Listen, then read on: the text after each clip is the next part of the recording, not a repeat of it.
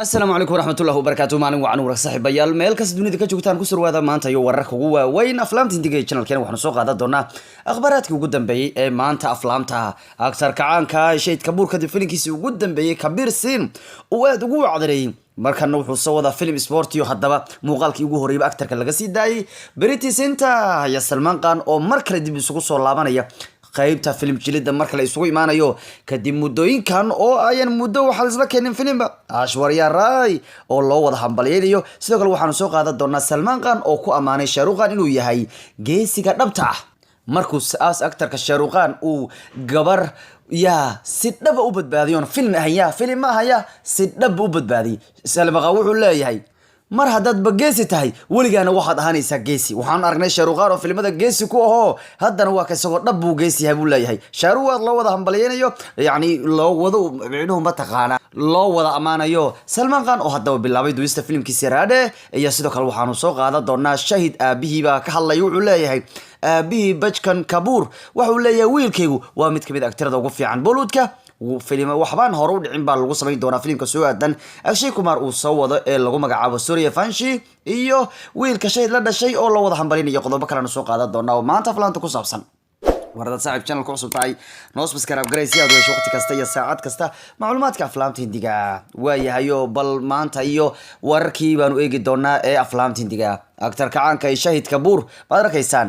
waa Shahid Kapoor oo markan film cricket oo sport soo wada wayaano kadib markii Shahid Kapoor filmkiisa ugu dambeeyay Kabir Sin inkastoo ma taqaana mucaarad uu la kulmay qaabka yani uu u jiray nin ma taqaana ka dhacsan nolosha oo khamriga iyo sigareedka isku daldalaya yani toban xabba sigareed afka gashanaya ama sigaarkuba ayaa markan wax oo yani inkastoo filmkaas wax badan laga sheegay laakiin wax waa film dhaqaale badan soo xareeyo dadku dhaqaale badan looga urursaday buu ahaa waa film guuleystay buu ahaa inkastoo yani xumaan qaar loo raadiyo filmku haddana Shahid markan wuxuu soo wadaa film sport ka hadlayo waa kan Shahid Kapoor maanta la soo saaray muuqaalkii ugu horeeyay filmkan sportiga uu jiri doono ee cricketka inuu qusayo aadka loo dareemayo filmka kan ayaa la sheegay inuu ku jirayo sheeko nin cricketer ah oo guuldaraystay markuu guuldaraysto ciyaaru ka niyad jabay kadib dib ugu soo laabanaya mar kale ciyaaraha cricketka si uu u oofiyo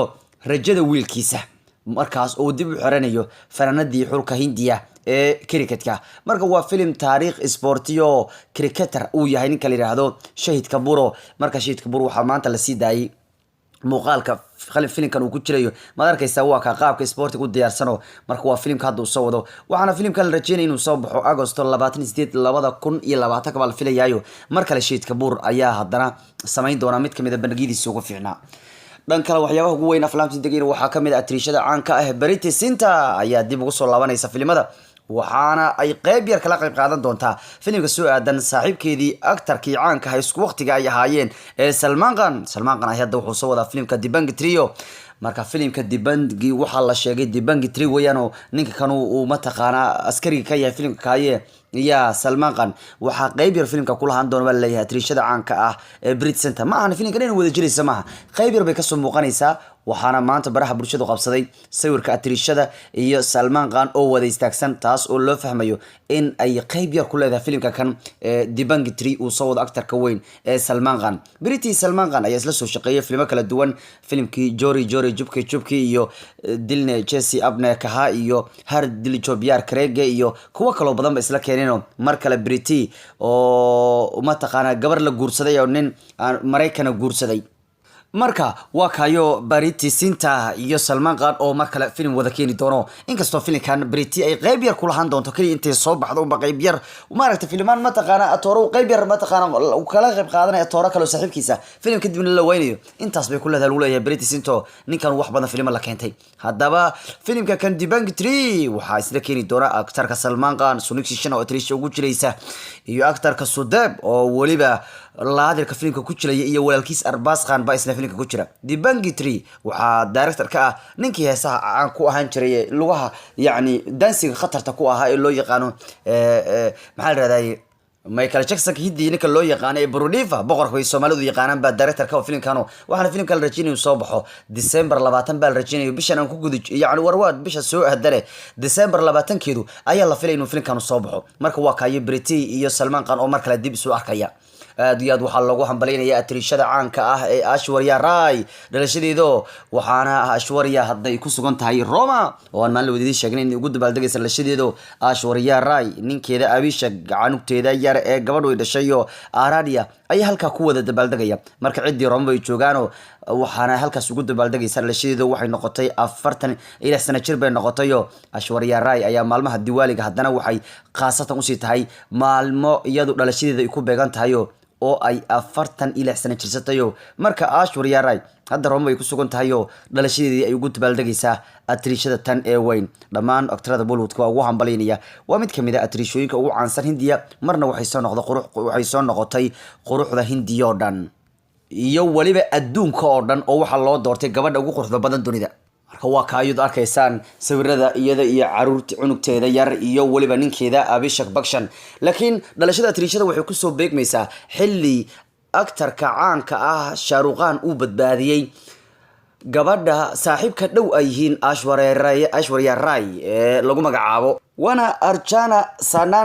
Sadan gabadha la yiraahdo ayuu badbaadiyay Shah Rukh Khan oo uu ku noqday film mataqaan yani marka filimada lagu tilmaamayo wax beena mal awala laakiin nolol dhab ah ayuu badbaadiyay aktarka caanka Shah Rukh Khan gabadhaasna waxay saaxiib dhow la tahay Aishwarya Rai oo waliba ay tahay managerka Aishwarya Rai way tahay muddo ay soo wada shaqeynayeen marka Shah Rukh Khan maadaama ay dhalashadeedu ku beegan tahay Aishwarya Rai oo hadda Italy ay joogto ku dabaaldegayso haddana isbuucan waxay ahayd markii gabadha managerka u ah ay wada shaqeynayeen muddada dheer Archana Sananda ay guban gaartay markii maradeedu ay qabsatay dabkaas oo gurigii Amitabh Bachchan oo aktaradana lagu wada qaabiliyay xafladda Diwaaligan ay ka dhaceysay ciidda Hindiya ka dhaceysay gabadha maradeedu dab uu qabsaday markaas oo yacni khatar gashay nolosheeda markaas baa Shah Rukh Khan oo xafladda dadka ka qayb gal ah intuu soo baxayo atriishadii yacni gabadha Aishwarya Rai saaxiibka ay yihiin ay loo wada shaqeeyaan badbaadiyay rag badan baana aad u soo amaanay aktarka lagu magacaabo Shah Rukh Khan waxaana kamid ah aktarka weyn ee lagu magacaabo Salman Khan ayaana ku tilmaamay inuu yahay geesi Shah Rukh Khan wuxuu yiri markaan film ahan buu leeyahay geesiga dhabta waxa lagu yaqaanaa film ha noqoto ama rumay ha noqoto wuu shaqaysanayaa oo xilliga loo baahan yahay geesiga dhabta imaanaya markaan filmaan u hayn filimku marka la jiray waa isku xaska malaabal baad madaynaysaa mararka qaar laakiin Shah Rukh Khan dab ayuu dhaxda ka galayo si uu u badbaadiyo managerka atriishada weyn ee Aishwarya Rai xaflad weyn baa lagu qabtaa sanad kasta guriga Cali Dheere Amitabh Bachchan oo Aishwarya lagu qabo asxaabtii aktarada weynaa baa ka soo qayb galay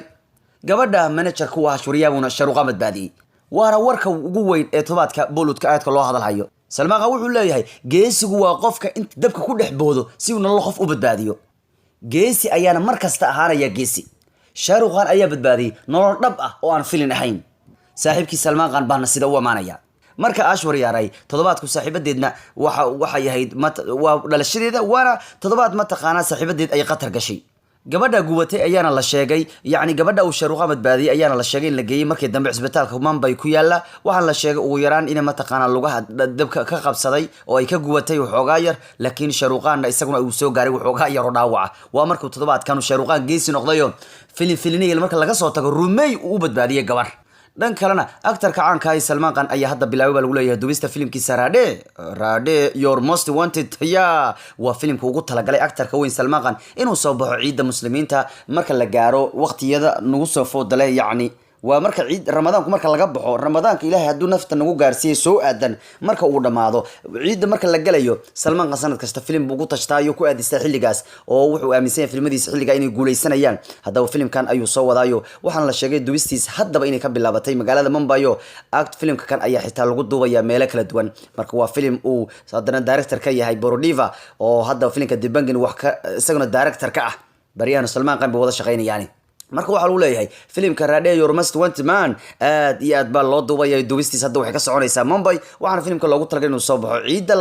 2020 shahid kabuurna aabiis buu ammaan ka helaya aabiis waa nin actor weyn oo la wada yaqaano bankaj kabuur baa la yidhahdaayo bankaj kabuur ayaa ku tilmaamaya wiilkiisa inuu yahay mid kamid a actarada ugu fiicnaa ee jiilkiisa kadib filimkii kabir sin ayuuna ku cadeeyay uu leeyahay kabir sin wuxuu ahaa filimkii hadda ugu dambeeyay shahid uu keenayay waxaan waa filim dhaqaale badan soo xareeyay aabihii baa ku faanay wuxuu leeyahay wiilkaygu sidaan kare uu noqdo uu leeyahay waana mid kamid a actarada ugu fiican waqtigan buu leeyahay bollywoodka shahid ayaa filmada kusoo biray 2003 waxaan filimkii ugu hore u ahaa ishqa fishqi aabihi maan umaleyn wiilkiisa inuu guushan dhan gaari doono wuxuu leeyahay wiilkayga heerka aan ka rabo jooga uu yiri maanta waxaanu noqday mid kamid ah actarada ugu weyn Hindiya ee Bollywood waqtidii ugu dambeeyay dhan kalena